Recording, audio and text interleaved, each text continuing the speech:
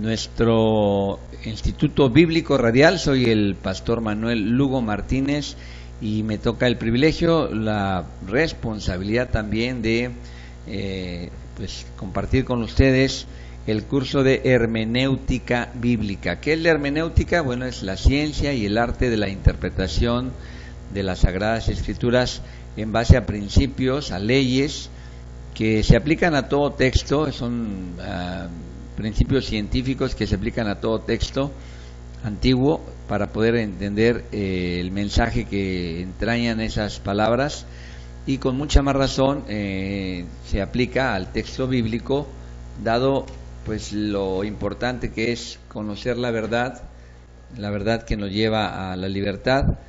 Y hemos estado hablando ahora en este tema de cómo hay una variedad de sistemas de interpretación erróneos. Hemos hablado ya de algunos de ellos, pero quiero hacer la aclaración. En la escritura tenemos porciones que son para interpretación literal. Eso es necesario destacarlo.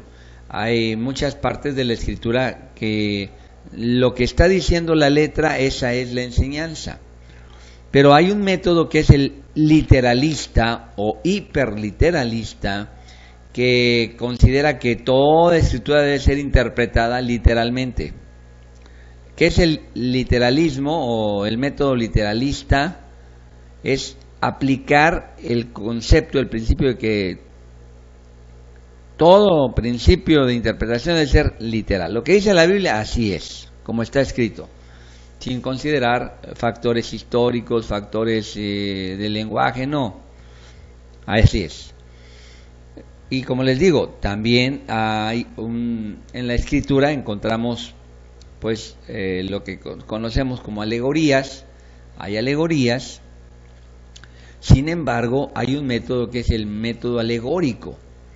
Una alegoría pues es una figura de lenguaje donde, para hablarnos de situaciones supremas, situaciones religiosas, situaciones del espíritu, a veces se usan figuras de lenguaje que expresan una realidad, pero que apuntan a algo mayor.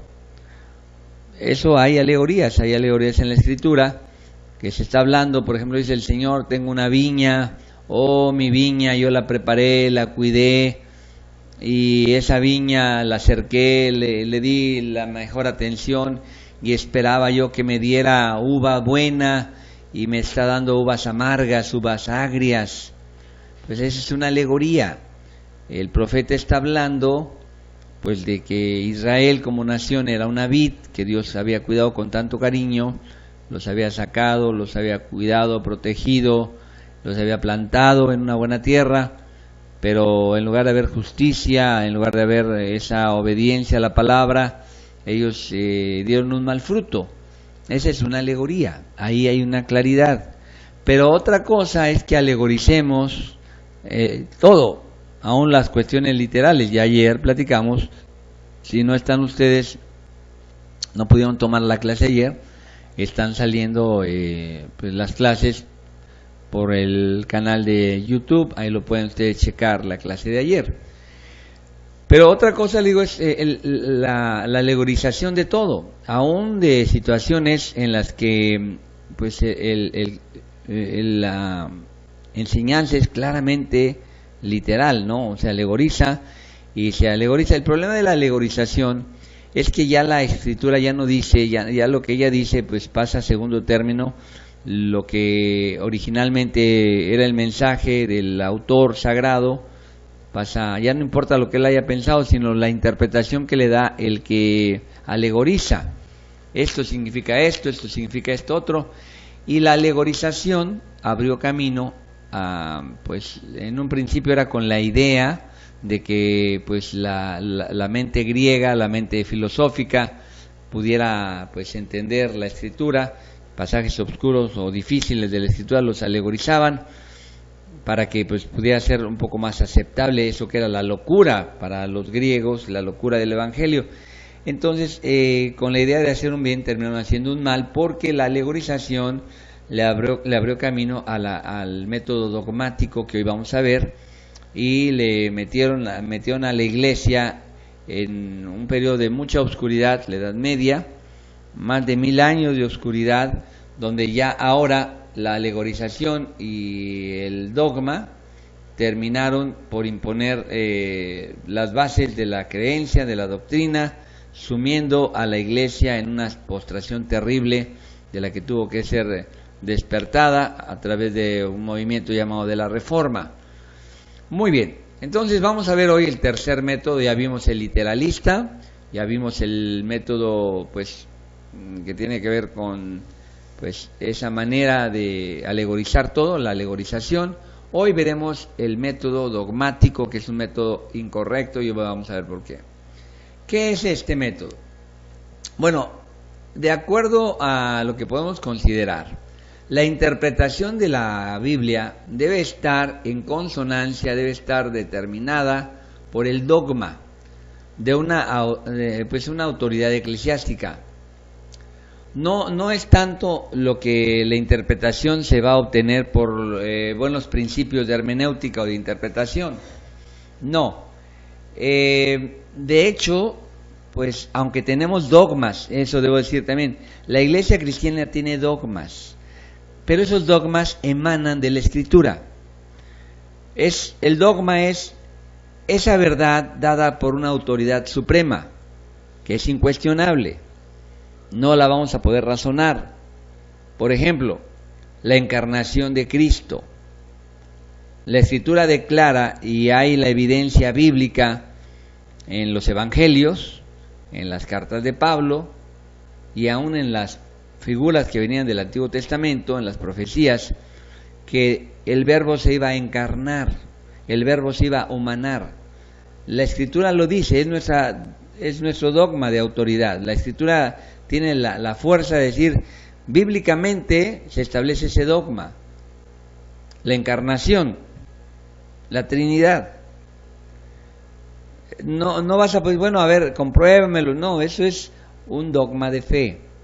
Eso es muy diferente, porque ahí el dogma surge, quien haga la Escritura, quien estudie la Escritura, aplicando los principios de correcta y sana interpretación, de sana hermenéutica, de la Escritura emana. Tú puedes decir no lo creo, es una decisión, pero si tú lees el texto y consideras que es el texto sagrado y que es la revelación de Dios, no hay duda de la divinidad de Cristo, de la encarnación del Verbo.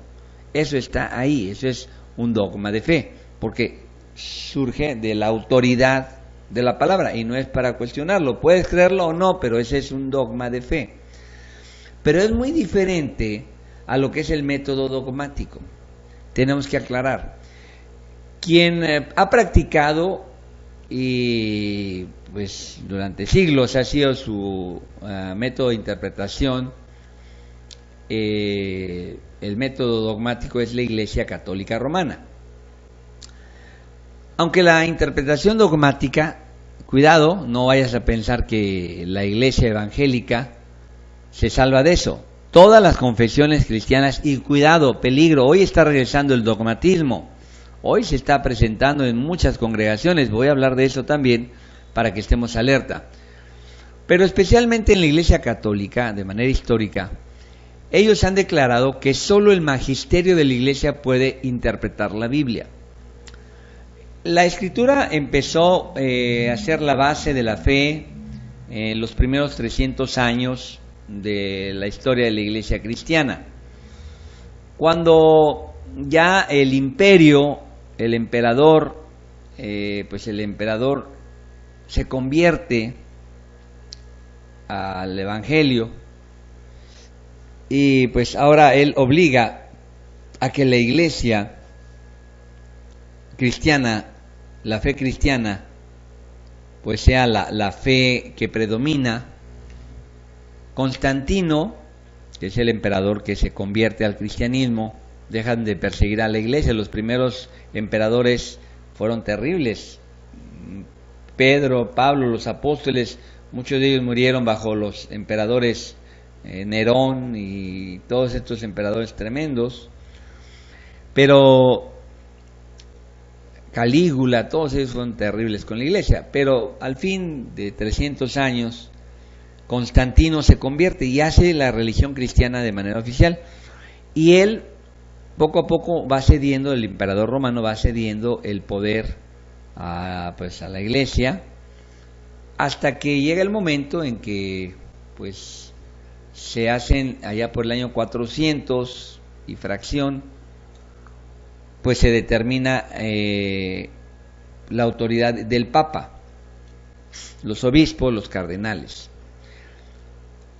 Fue avanzando la iglesia, pero llegó el momento que en el año 741 se empiezan a hacer ciertas doctrinas, y una de ellas, la que se formula, es la infalibilidad del Papa.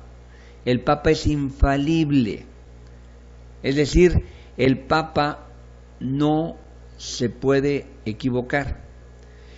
Y lo que es el magisterio de la Iglesia es una expresión, cuando se habla del magisterio, es la expresión con que la Iglesia católica se refiere a la función y a la autoridad de enseñar que tiene el Papa, que es el magisterio pontificio, y los obispos que están en comunión con él. Dentro del magisterio eclesiástico se distingue el magisterio solemne o extraordinario y el magisterio ordinario. A raíz de que en el año 741 se formula esta doctrina de que el Papa es infalible, él no puede equivocarse, él no puede cometer error, pues de esta manera él, a través de los magisterios ordinario y universal, empiezan a tratar los temas de la fe y de la moral, y lo que el magisterio sagrado declara es irrevocable. Es decir, ahí ellos empezaron a hacer una serie de enseñanzas a través del Papa, los obispos, que fueron acomodadas muchas veces a principios económicos y a condiciones pues que realmente eran manejadas por ellos de manera dogmática, y como lo dijo el Papa y como los obispos lo confirman, eso ya quedó. Oye, pero lo que dice la Escritura, bueno, al Papa se le da la misma validez que a la Biblia. Es decir, esto es lo que se conoce como el inicio del dogmatismo. Los dogmas son esas verdades dogmáticas, porque lo digo yo, ¡pum!, donde la autoridad del magisterio de la Iglesia, que está conformado pues por el Papa como cabeza de la Iglesia católica romana, y los pronunciamientos de él, lo que él diga, se toma con la misma validez que la palabra de Dios, la palabra inspirada. Esto es el dogma. Y esto fue precisamente en 1870 que ya se estableció de una manera así. Entonces, según la doctrina católica, ya que el Papa es infalible y no puede cometer errores, y que las enseñanzas que él da y los concilios convocados y también presididos por el Papa, pues ya determinan, y lo que ellos dicen es irrevocable y no puede ser contradecido. Si tú les preguntas a ellos, por ejemplo, acerca de la adoración que le dan a María, es un dogma. María está puesta a la misma altura como Madre de Dios. O sea, es como si fuera la esposa del Padre. Es el Padre y la Madre María. Y aunque María en toda la Escritura es vista como un ser humano, como tú y como yo, después el dogma de que había nacido milagrosamente, que eso no hay ninguna base bíblica, pero es un dogma, porque el Papa lo dijo. Oye, pero se contradice a la Escritura, pero el Papa lo dijo. Y ya la Biblia pues ni se leía, estaba en latín, ya no había manera de cómo corroborar nada, menos te permitían, porque inclusive quien se opusiera al Papa era considerado digno de muerte. Quien cuestionaba al Papa moría. El Papa entonces podía poner, y lo que él hiciera no podía ser juzgado. Llegó el momento que el Papa podía cometer crímenes, pero esos crímenes de Estado o para él la ley no aplica, porque él es infalible. Oye, pero ¿cuánto tenemos de la historia, de todos los desmanes que había? Bueno, sí, pero es el Papa. Y ante ese dogma, ¿verdad? Pues las verdades ya terminaban siendo lo que el Papa decía, lo que decían de acuerdo a los concilios. Hubo un concilio que fue el Concilio Vaticano II, donde se le ha dado mayor apertura a los intérpretes católicos. A raíz de eso han habido cambios. Sin embargo, a pesar de esa libertad creciente, siempre lo que ellos digan tiene que filtrarse por el dogma. Como lo reconoce uno de los maestros, profesores católicos en la Universidad de Múnich, Leo Shefczyk, dice: si se pregunta a la dogmática católica por el sentido y el método de la verdadera interpretación de la Escritura, la pregunta no sería contestada por la dogmática católica de una forma suficiente. Si procediera exclusivamente de la Escritura y solo tuviese en cuenta los requisitos que provienen de la Biblia, porque para la dogmática católica la Escritura no es el único principio del conocimiento, sino también es el dogma. O sea, hoy les han dado más libertad, pero que es uno de los profesores muy respetados en la Universidad de Múnich, ha escrito tantos libros teológicos pesados, muy fuertes, pero él mismo dice, bueno, pues si nos preguntan, aunque tengamos la interpretación, no basta, la interpretación ocupa también de lo que dice el magisterio. ¿Y qué pasa si se contradicen? ¿Qué pasa si en la Biblia, bueno, el magisterio es el que define? Entonces, de acuerdo a esta ortodoxia, teología del catolicismo, pues ninguna interpretación puede estar en contradicción con el dogma, porque entonces se niega el principio de que el dogma no puede estar en contradicción con la enseñanza de la Escritura. La Escritura debería ocupar siempre el primer lugar, sobre toda tradición, sobre toda formulación teológica, sobre todo dogma. No, los dogmas, los principios de autoridad deben ser de la Biblia.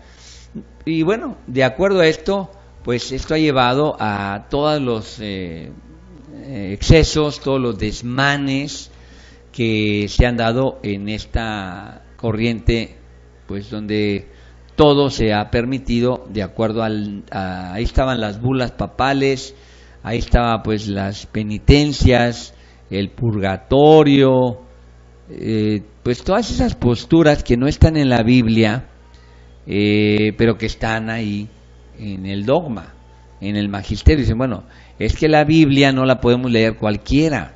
Si un católico lee la Biblia y encuentra ahí, por ejemplo, bases suficientes para cuestionar muchas prácticas de la Iglesia Católica y va con un sacerdote, tú no tienes cómo.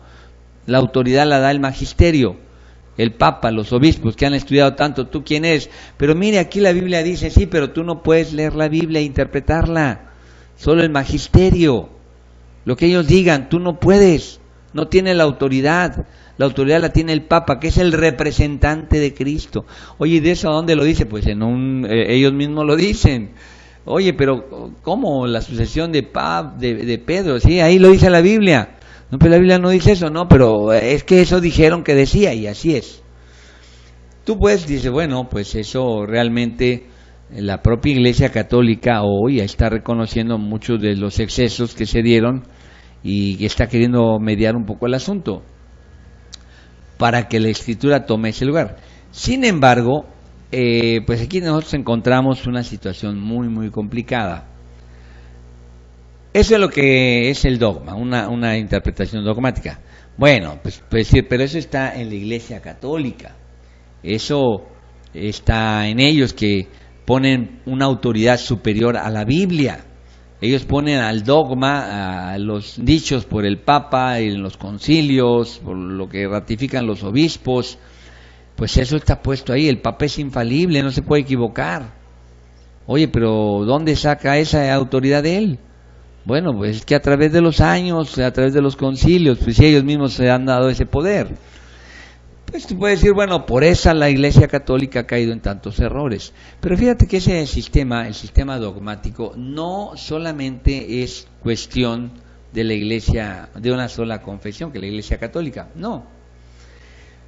Dentro de las confesiones cristianas no católicas, no había pasado muchos años, porque todo eso cambió con la Reforma. Cuando viene la Reforma, Lutero dice la sola Escritura. La norma normans non normata es la Escritura plena y exclusivamente es la que norma.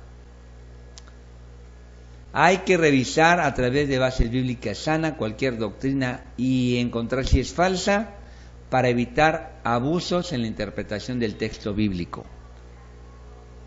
No podemos nosotros imponerlo porque la Biblia habla por sí misma. Porque fíjate que las personas dicen, bueno, si yo no puedo interpretar la Biblia, ¿para qué la leo? Capaz que me equivoque. Entonces, si se pone en una postura dogmática, pues fomenta la pasividad, la falta de lectura de la Escritura, y pues se desalienta al estudio bíblico personal, porque tienes que depender de una autoridad eclesiástica. Eso va a impedir tu crecimiento. Tú no puedes, tienes que ir. Si es en latín, pues en latín. Si te dan una hojita, ahí te quedas con la hojita. Oye, pero no, pues ahí te quedas. ¿Por qué? Porque ¿qué tal si tú te pones a leerla? Bueno. Ahora imagínate que la idea fuera mantener en obscuridad y manipular y a través de la religión hacer pues una esclavitud de los hombres. Pues eso es lo que ha pasado. Los grandes pensadores, los grandes humanistas han declarado que por eso la religión es como un opio, es el opio del pueblo, es la droga con la que mantienes a la gente oprimida, porque así dice, así lo digo yo, así lo dice Dios y ya. Pues entonces en ese dogmatismo tú no tienes la posibilidad de leer la Biblia porque puedes equivocarte, tú no tienes ninguna manera de interpretar porque puedes pecar, puedes estar en contra de lo que dicen las autoridades eclesiásticas. Cuando viene la Reforma, para empezar, Lutero empieza traduciendo la Biblia al alemán, porque antes nadie lo podía leer. Mucha gente aprendió a leer con la Biblia y se hace la gran revolución. Pero habían sido muchos siglos, más de 1000 años de dogmatismo. Y pues terminó pasando que en las confesiones cristianas no católicas empezó nuevamente a entrar el dogmatismo. Hubo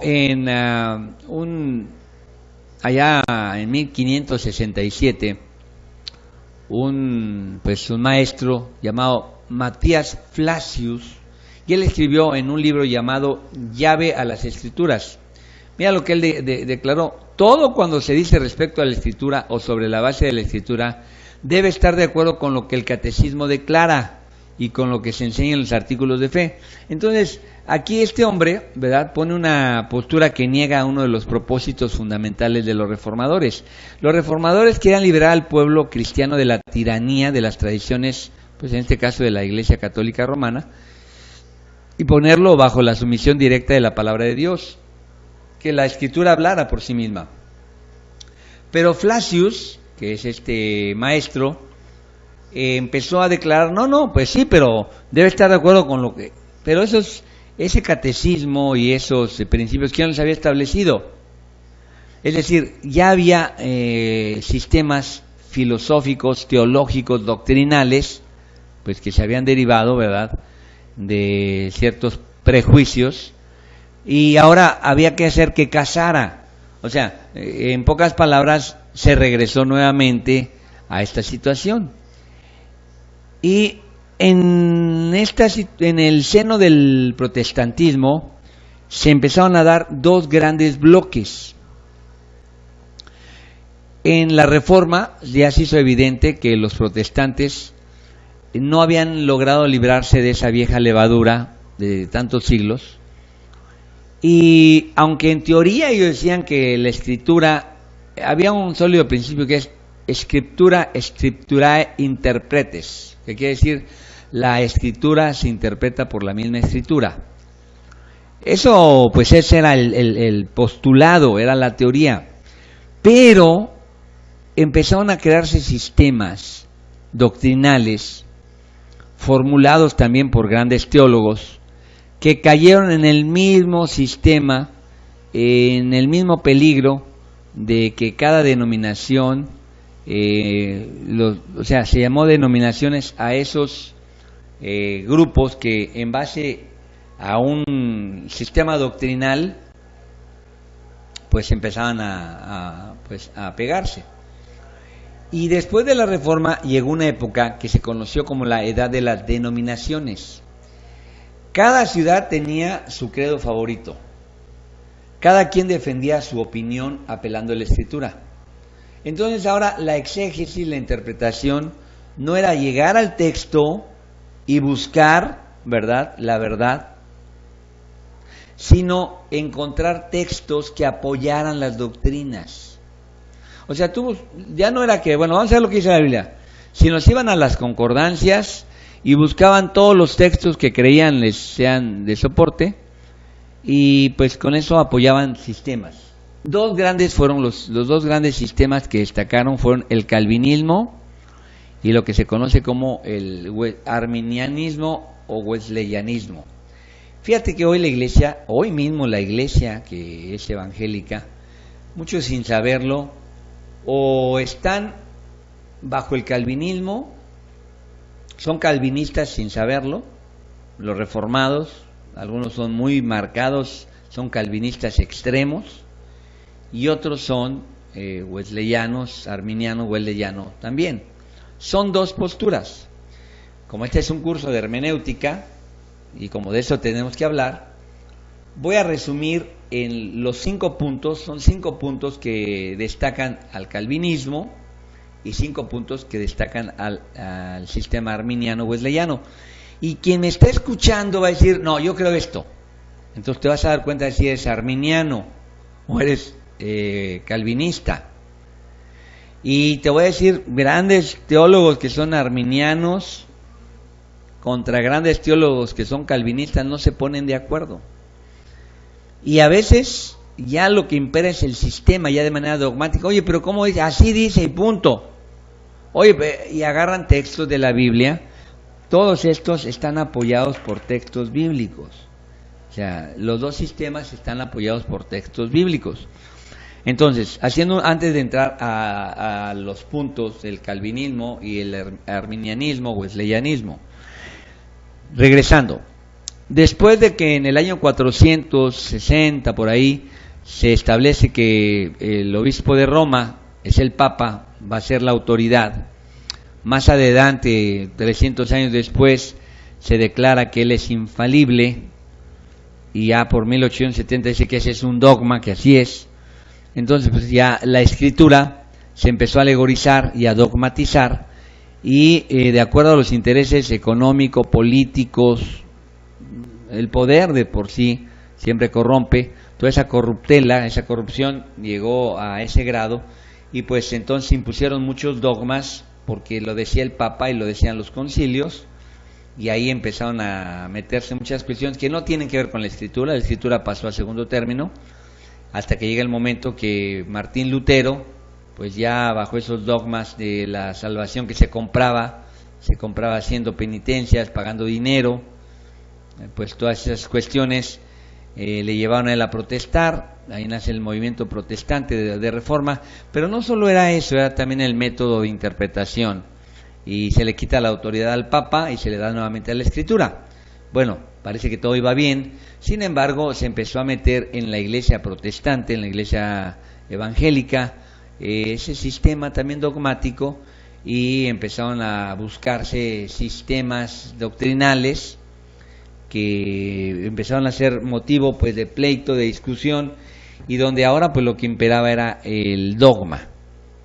La doctrina estaba ahí, y hay dos grandes sistemas que destacaron en esa época, que se llamó de las denominaciones, y todavía hoy hay iglesias que son calvinistas, hay iglesias que son wesleyanas, arminiano-wesleyanas, y que no se ponen de acuerdo.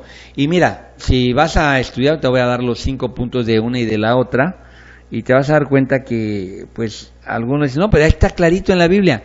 Sí está clarito, pero de todos modos, el mismo texto lo usa uno y lo usa otro para apoyar su teoría.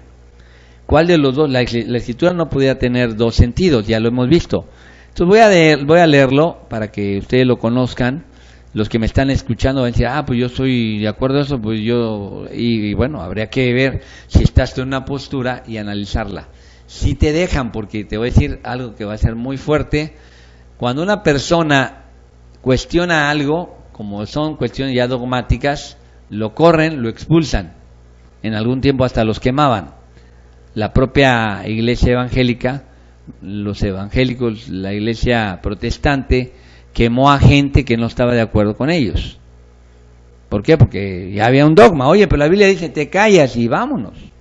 Bueno, no podían decir nada, porque ahora ya en los estados se apartan del Papa, ya lo hacen también por cuestiones políticas, ponen a sus emperadores y sus teólogos, y los teólogos pues hacen y mueven y acomodan todo, y se hacen otra vez los dogmas. Muy bien, ¿qué es lo que enseñó Calvino? Los 5 puntos de Calvino son, el primero, la depravación total.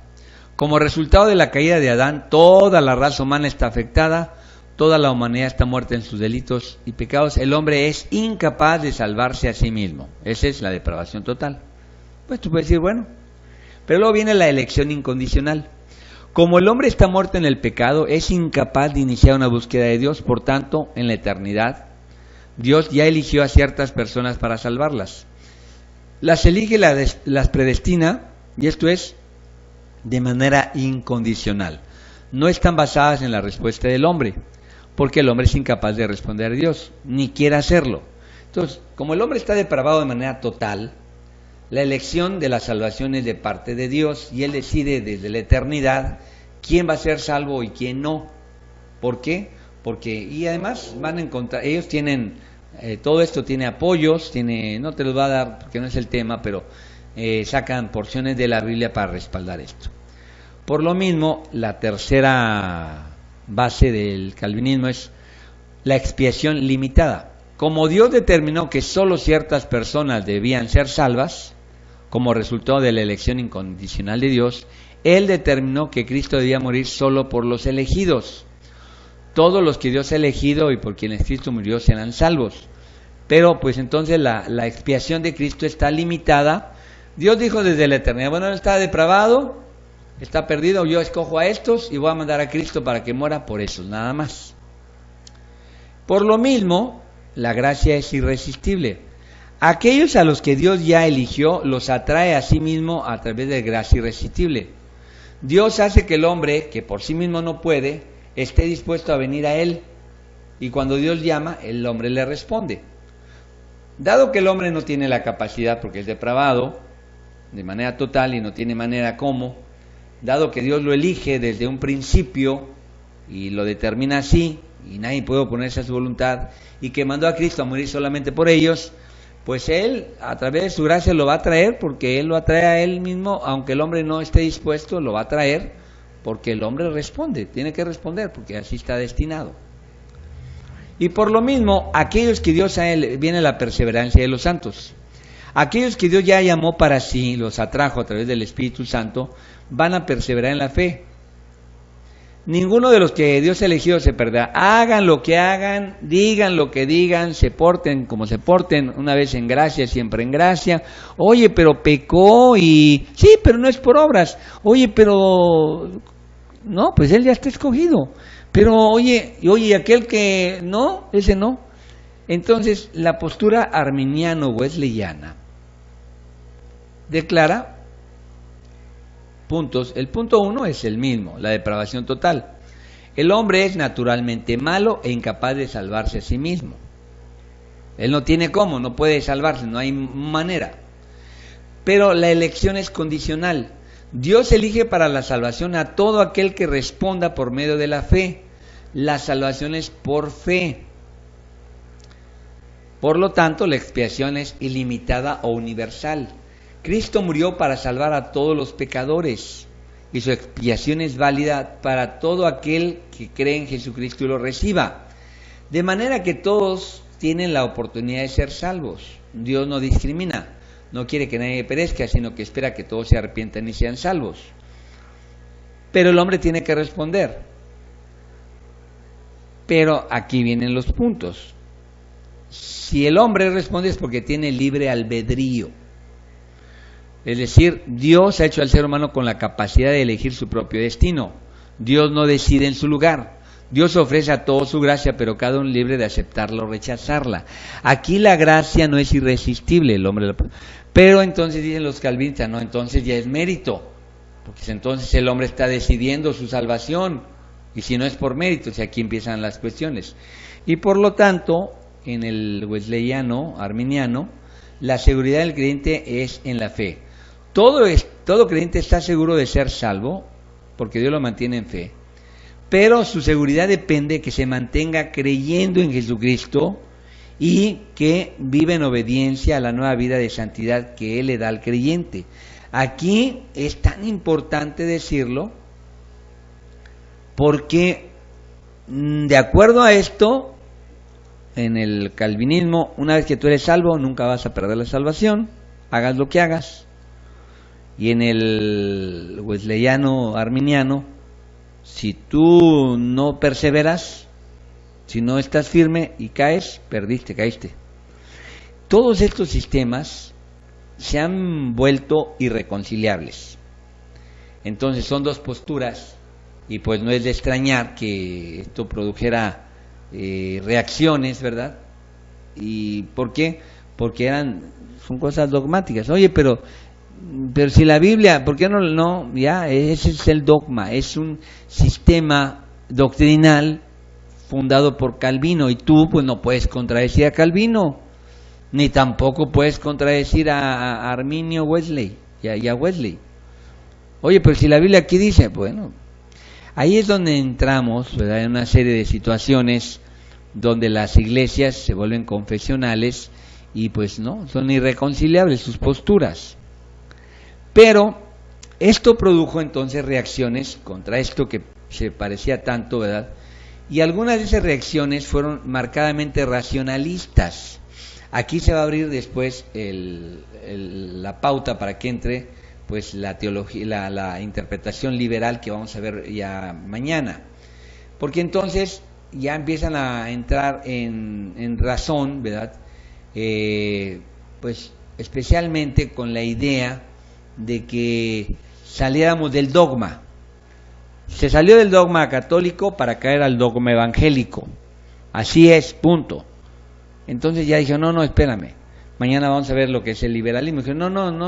La escritura terminó siendo para mucha gente, sobre todo por la cuestión dogmática, una atadura muy pesada, y ahí se empezó a buscar a través de pues otras reacciones como esta, que fue el racionalista.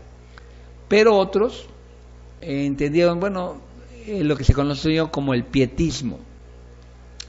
Pues en un principio fue algo sano, benéfico, pero después terminó desviándose porque cayó hacia cuestiones subjetivas. Y esto iba a dar también pauta a lo que sería la interpretación romántica liberal. Eso lo vamos a ver mañana. Porque los pietistas dijeron, lo que hay que buscar en la escritura, ¿verdad?, son porciones para edificar el espíritu. Entonces, básicamente, con estas dos reacciones se abrió campo para el racionalismo y el subjetivismo, donde la persona está buscando en la Biblia lo que le haga sentir bien, que también es parte de lo que para mucha gente está, muchas herejías y muchas escuelas de pensamiento doctrinal están a veces sin saberlo, sin conocer las bases hermenéuticas del asunto, se encuentran muy pintadas de todo esto. Lo vamos a estar viendo.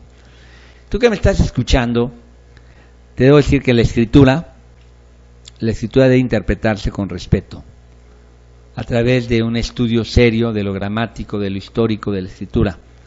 Pero date cuenta cómo todas estas reacciones a veces son reacciones y en respuesta a ellas otras, está una acción, una reacción. Pero la interpretación dogmática como un método ya pues reconocido, generalizando todo, pues siempre ha elaborado sistemas complicados y de verdad tú escuchas todo lo que es las trabazones y las coherencias que ponen en los apoyos, pues realmente es complicado. Un sistema dogmático, tú dices, ya, y ahorita yo voy a convencer a un arminiano, yo voy a convencer, no, es muy intrincado todo. Entonces estos sistemas, pues aunque tienen una base en pues doctrinas bíblicas, cuando esas doctrinas que están claras en la Biblia, cuando se meten a un asunto más deductivo que inductivo, pues siempre vas a tener una situación complicada, porque cada escuela teológica, cada confesión, cada grupo, pues va a buscar textos que le favorezcan para apoyarlo y van a omitir los que pues no les funcionen. Van a buscar lo que le acomoda para que su sistema se mantenga, porque pues evitan la contradicción, dado que entonces pues llevaría a un problema. De ahí la importancia de que haya una teología bíblica. Hay una diferencia entre teología bíblica y una teología sistemática. En la teología sistemática ya están establecidos los presupuestos filosóficos, ya están establecidos, haz de cuenta que ya está el andamiaje. Es una estructura filosófica, a veces influida por pensadores griegos inclusive. Ahí está ya buscas textos para que vayas acomodando. Ya sacas un sistema doctrinal, eso se llama teología sistemática. Hay un sistema y hay que irlo rellenando. Yo lo digo de una manera muy simple, pero ellos lo ven de otra manera más compleja. Ya tienen un presupuesto, ya ellos consideran eso, ya ahí no lo sacas, es un dogma. Y entonces buscan la escritura y van buscando textos para apoyar. En cambio, la teología bíblica, vas a la Biblia, aplica los métodos de interpretación correcta, los métodos hermenéuticos correctos, y la Biblia va dando, ¿verdad?, el estudio de la Biblia, vas permitiendo y vas encontrando los postulados que van a ser precisamente pues las bases de la fe. Entonces ahí tenemos dos perspectivas. Deberíamos entender que a partir de una sana teología bíblica podríamos llegar a una teología correcta, sistemática. Solo tendríamos una perspectiva correcta. Porque si no, pues esa teología sistemática, en lugar de ayudar a comprender la escritura, va a nublarnos, va a tener más bien ciertos sesgos. Y bueno, en ese sentido, por ejemplo, cuando ya está así, ¿qué pasa cuando un comando lee Juan 3:16? Porque de tal manera amó Dios al mundo. Pero dice, sí, el mundo de los escogidos. Bueno, pues de ahí ya, ¿qué vas a decirle? Es una perspectiva, pues, de la predestinación, de un calvinismo extremo. Y bueno, pues así es como encuentras tú todo ese dogmatismo, porque se utilizan los pasajes bíblicos para apoyar pues el sistema que ya está ahí, ya está dado. Y sin embargo, muchos que me están escuchando, por favor pónganme atención, porque estos errores en los que cayó pues la Iglesia Católica Romana, la Iglesia Protestante de Europa, que hizo estos grandes aspectos denominacionales y vinieron aquí a América y luego de América a México, bueno, de Norteamérica, de Estados Unidos a México y a toda la América Latina, heredaron todas esas cuestiones. Pero pongan atención todos, pongamos atención, porque no creas que esto te libra a ti. Escúchame, porque hay un gran error todavía hoy, en que han caído muchos intérpretes de la Biblia, en el mismo desacierto del catolicismo, del protestantismo. Hoy muchas sectas y muchos grupos imponen sus particulares esquemas doctrinales en ese exégesis, en una teología evangélica que ha caído de nuevo en una interpretación dogmática. Este es un peligro constante. Hoy aquí en Chiapas, en muchas iglesias evangélicas, los miembros creen una enseñanza bíblica porque así lo enseñan sus autoridades, ya sea el apóstol, el pastor. Ya no estudian el texto, ya no pueden filtrar esas enseñanzas que les dicen a través de las escrituras, porque para poder mantener el control de estos grupos, los líderes no permiten que sus posturas sean cuestionadas. El argumento es: nadie está capacitado para hacer una revisión de esta postura porque vienen reveladas directamente de Dios para el apóstol. Él termina teniendo la misma autoridad del Papa, aunque nosotros decimos no, que los católicos, bueno, mira, y esto con toda importancia, debemos ser atentos, porque hoy hay apóstoles o gente que se denomina o se ha clasificado como apóstol, que se denominan así o la iglesia los denomina así. Ellos dicen, es que ya basta de teología, lo que necesitamos es la revelación. Oye, pero si la teología es el recto estudio de la palabra de Dios, la teología es el estudio de las cualidades. No, ya de teólogo ya no, necesitamos la revelación. Obviamente la revelación que Dios le da a él, le da a ese apóstol. Y empiezas a escuchar cada disparate porque se lo revelaron al apóstol. Oye, pero eso no tiene base bíblica, esa es una herejía que se conoció hace siglos. No, pero es la revelación.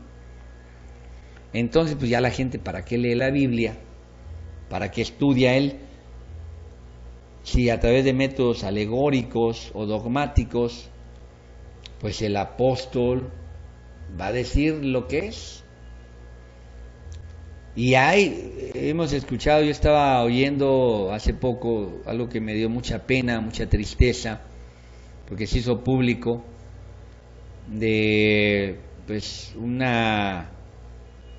de verdad es impresionante a lo que se puede caer una supuesta líder de una iglesia que tiene en Estados Unidos y en varias partes de América tiene filiales donde pues se habla de los pecados capitales y se hace una serie de argumentaciones y han destruido matrimonios y dejan en la calle a la gente sin sus posesiones. Y algo que me llamó a mí de verdad una aberración, hacen que los miembros se coman los excrementos de la pastora porque con eso se purifican. Bueno, cada cosa que escucha uno que te da mucha tristeza porque pues se pone en descrédito al evangelio. Y bueno, pero ¿cómo? ¿Eso de qué parte de la Biblia? Imagínate dónde sacan eso, que la gente para purificarse, para recibir la unción del iluminado, coma el excremento porque con eso se purifica, porque esa es una revelación. Y si tú no tienes fe, o sea, llegas a decir, Dios mío, ¿a qué estamos llegando? ¿En qué estamos cayendo? Personas que se abrogan esos derechos de que ellos son, y así dicen, ese es el Papa no es el Papa, es el papá. Ya no es el Papa, sino es el papá. Es que papá dijo. Oye, pero la Biblia, no, papá dijo, a papá le revelaron. Pues ya no le llamaban el Papa, o el Pop, sino el papá. Y se salen de todos los principios bíblicos, cuando la ordenación de la Escritura debe ser la propia palabra. Debemos buscar la coherencia, examinar ordenadamente los elementos que hay en la revelación bíblica. Y bueno, habrán situaciones, ¿verdad? Mientras estemos en este tiempo, algunas cosas las vamos a conocer de manera velada, parciales, pero nunca van a estar en contradicción de la palabra. La Escritura es la que debe interpretarse para de ahí sacar las formulaciones teológicas y no al revés. La teología debe someterse en todo momento a los resultados de una escrupulosa exégesis de la Escritura. Sobre una exégesis amplia, sana, con bases bíblicas, puede levantarse un edificio donde los puntos de importancia, los dogmas nuestros, puedan estar actuando en relación con el contexto y con toda la Escritura. Algunas cosas las aceptamos por fe, decía yo, la Trinidad, la segunda venida de Cristo, la resurrección. Es un dogma, para nosotros es un dogma de fe. Cristo resucitó. Oye, compruébamelo con... No, pues, ¿cómo te lo voy a comprobar? No, que mira, que racionalmente, no, es un dogma. Pero está fundamentado en la Escritura. La Escritura emana del estudio de la Biblia que el Señor encarnó, murió y resucitó y que viene por su iglesia. Esos son dogmas de fe, son principios de fe, pero emanan de la Escritura. No se usa la Escritura para apoyar una formulación dada con un criterio filosófico o con un criterio racionalista. No, hay un principio sano. Toda Escritura, pues se puede, hay un principio llamado el principio de analogía de la fe. Cuando tú interpretas un texto, debe estar en armonía con toda la enseñanza doctrinal bíblica. Esto lo vamos a estudiar con más claridad. Nos vamos a subordinar a la palabra, a la Escritura, no a la dogma, no al dogma, a lo dogmático. Y de esta manera, pues nosotros vamos a poder librarnos de estos errores. Haciendo pues entonces hasta aquí una especie de meditación y de resumen. La Escritura solo tiene un significado, un solo significado. No hay una palabra que pueda decir dos, tres cosas. Si alguien viene y le quiere sacar al texto otra cuestión, ya le está metiendo él al texto. Hay una diferencia muy clara, ¿verdad?, entre lo que es literal, hay porciones literales de la Escritura, y el literalismo o el hiperliteralismo, donde toda Escritura se tiene que interpretar literalmente, porque eso es lo más apegado a la Biblia. No, hay porciones que no puedes tú, que no tienen esa finalidad, tienes que interpretarlas.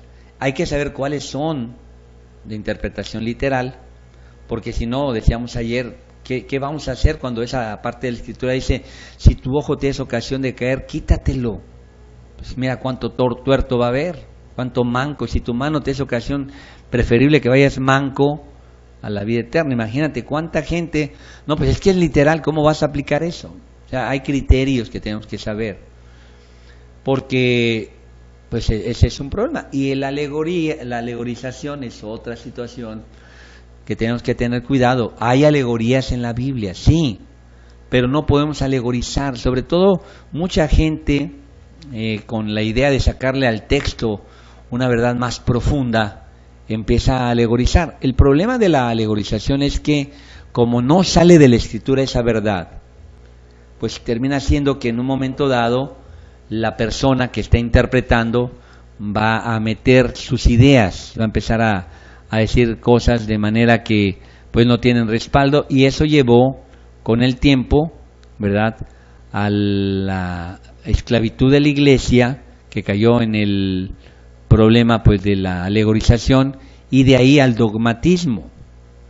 El sistema se introdujo tanto en pues lo que fue el sistema alegórico se introdujo tanto en los judíos como en los cristianos, queriendo acomodar la Escritura para que los griegos pues realmente no tuvieran un tropiezo. Eso es querer acomodar la Escritura, y mucha gente la alegoriza. Mira, por ejemplo, hace años oí una aberración. Vino un hombre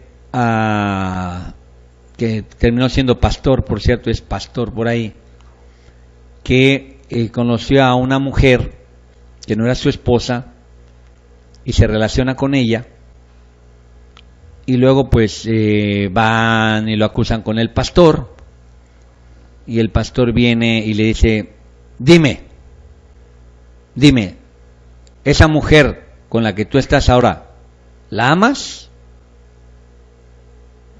¿Sí? Y a tu esposa, no, a mi esposa ya no la amo. Pero entonces, ¿amas a esta mujer? Sí, a ella amo. Ah, pues entonces no hay problema, porque el amor borra multitud de pecados. Y con eso le dieron vía libre para que esté en adulterio y para que pueda ejercer el pastorado, porque como el amor borra multitud de pecados y él ama a su amante más que a su esposa, mira qué aberraciones. Eso de que lo están dándole una interpretación a un texto fuera de lugar. Y así, como esos hay muchos. Entonces, tenemos que saber que entra la herejía, porque se interpreta la Biblia de una manera, y hay mucha gente que está tolerando la inmoralidad sexual, están tolerando el adulterio, con apoyo bíblico. No tiene apoyo bíblico, sano no lo tiene. Hacen decir a la Biblia lo que les conviene y lo que para ellos es su ventaja. Y por esto es muy importante que estemos pendientes, porque pues de ahí vienen los dogmas después, así es, porque lo dicen. En un momento dado lo dice el magisterio de la Iglesia Católica, o lo dice Calvino, o lo dice Wesley, o lo dice Arminio, y así es, o lo dicen los sistemas filosóficos, o lo dice el apóstol. Oye, pero no lo dice la Biblia, pero a él se lo revelaron, pero si va en contra de la Biblia, pero es que Dios, empiezan a poner a un lado de la Biblia y a veces después abajo, primero empiezan poniéndolo a un lado, el magisterio a un lado, el apóstol a un lado, el filósofo a un lado, y ya después la escritura queda a los pies, ya la escritura va a decir lo que ellos quieran decir. Ese es el problema de los métodos alegóricos, de los métodos dogmáticos.